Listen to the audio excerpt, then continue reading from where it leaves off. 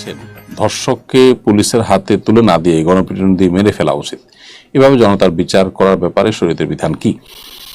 দেখুন, বিচার নিজের কাঁধে বিচারের দায় তুলে নেওয়া এবং আপনার আইন হাতে তুলে নিয়ে যে কারো বিচার কার্যকর করা, এটা কখনোই প্রশংসনীয় নয়।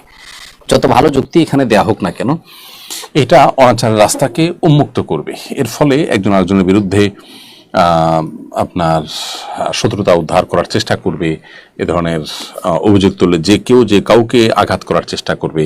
এর ফলে সমাজ কিন্তু অস্থিতিশীল হবে, সমাজ কিন্তু অশান্তির দিকে যাবে। সেই জায়গা থেকে যথাসম্ভব এ ধরনের কালচার এটা বন্ধে আমাদের উদ্যোগ নেওয়া উচিত।